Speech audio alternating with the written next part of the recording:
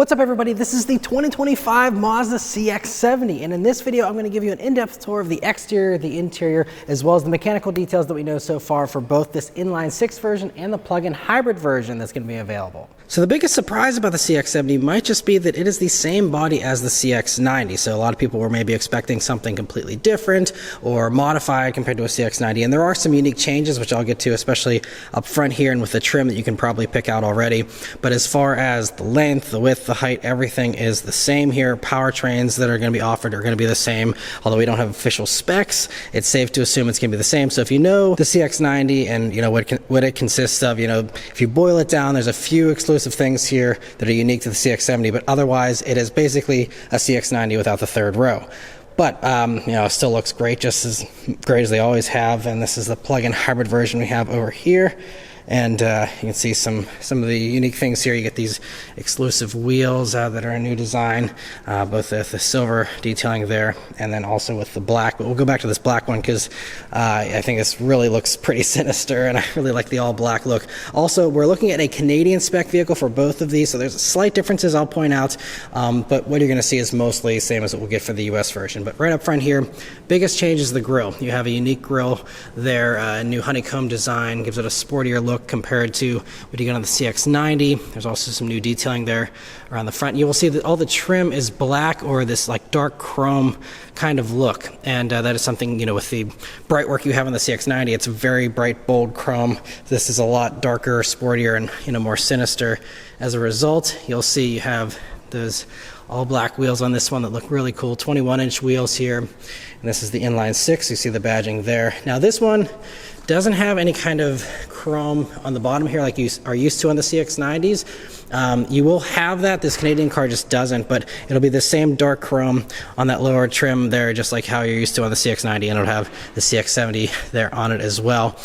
You'll also see the window trim. All the stuff, the roof rack, everything that, you know, usually is chrome on a CX-90 is black here on the CX-70. So another way to get a little bit of a sportier vibe. And then going out back here, really no changes, just, you know, the different badge, of course.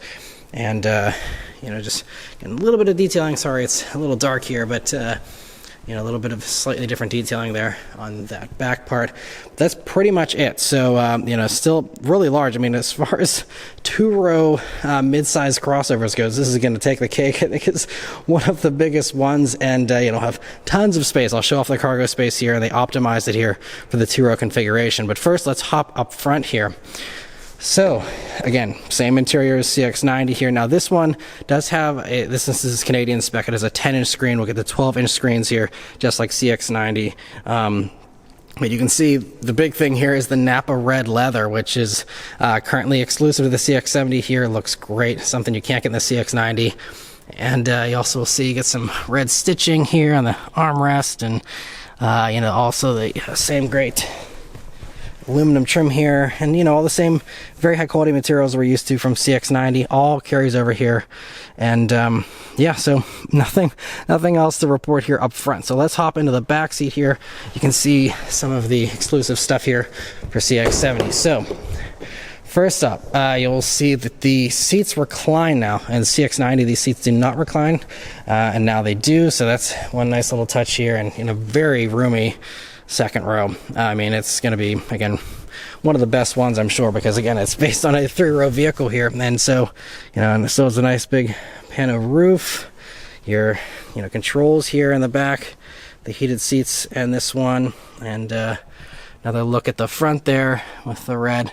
It is really nice. I'm a sucker for red leather interiors, and let me know what you think about the look in the comments below there, but I think it looks pretty nice. And one other cool feature for these second row seats is that they have a remote release now. So that is, you know, something you didn't get on the CX-90 either. But let's check out this cargo area here. So again, apologies, it's so dark back here, but as you can see, it is a ton of space. Again, I don't believe we have official measurements yet, but I mean, this has got to be one of the roomiest cargo spaces in this segment. And so a couple of cool things, like I said, you have the remote release here, so you can hit that, and the seats will drop down automatically, which is a very nice touch. And they also optimized a bunch of other stuff. So you'll see, it's kind of funny, you still do have the remnants of cup holders here from third row version still there. You don't have the USB jacks or anything, but you still have some little cubbies there left over. But and kind of similar space here, so that's not unique. The unique thing though is that you pull this back and you will see you have these extra cubbies there, which obviously reside where a third row used to reside, and so great that they haven't let that space go to waste, and you have lots of extra space there. Those little dividers you see there are an accessory. It'll just be an open foam space there if you don't get those, but so a good amount of extra space there. Great that you have just more storage here. If for some reason this massive cargo area isn't enough, it's great that you have even more. And now hopping over to the plug-in hybrid version here, it gives you a better look at that black trim. Now this one again is another Canadian spec vehicle, so the door handles are supposed to be black.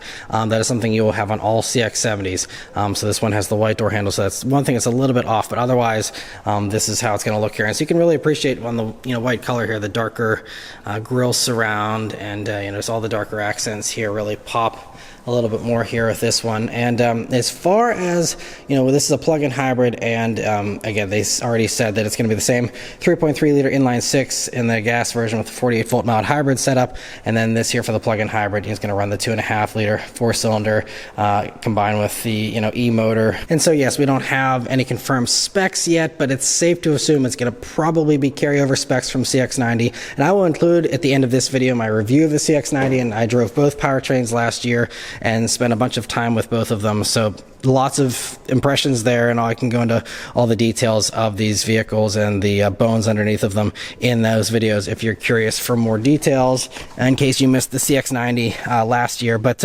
other things though, while we're behind the wheel of the plug-in hybrid here, there are two other things here that are being introduced with CX-70, and I'm assuming will eventually carry over to the rest of the lineup. And first is that this is the first vehicle to get Amazon Alexa integration, and so I think it actually came up because I mentioned it, and so we have a little blue bar there now. So it has Amazon Alexa, and then it works because every time I say it, it pops up.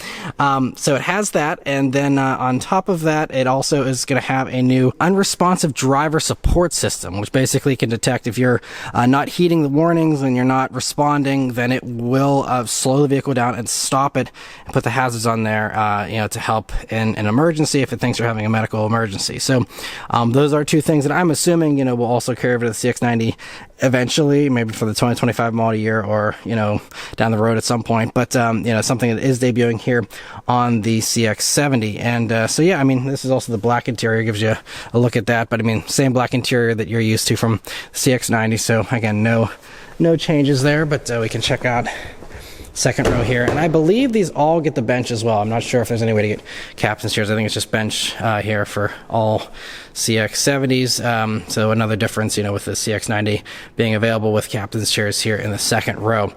But yeah, so I mean, that's pretty much it. I'm going to keep this video fairly short because there isn't, a ton that's new here, but the CX-90 is a great vehicle. I really enjoyed, all the drives I had in it last year, and I'm expecting this to, again, just be more of the same goodness for people who don't need that third row and just, want a little bit of a sportier, darker look, or love the red interior, or whatever other reasons you have. It's just great that this is going to be a ton of space, and we'll have to wait and see about pricing. We don't have any kind of pricing available for these yet. We also don't have an exact on sale date, but they said like late spring of 2024 here is when we can expect to see these showing up at dealers here, and so that means we should have more specs, pricing, all that kind of stuff very, very soon. Hopefully I'll have a review of this very, very soon as well. But again, definitely check out my CX-90 review here at the end to hear how these drive, hear what they're like to live with. I spent a week with both the gas and the plug-in hybrid, and have all kinds of other impressions there in those.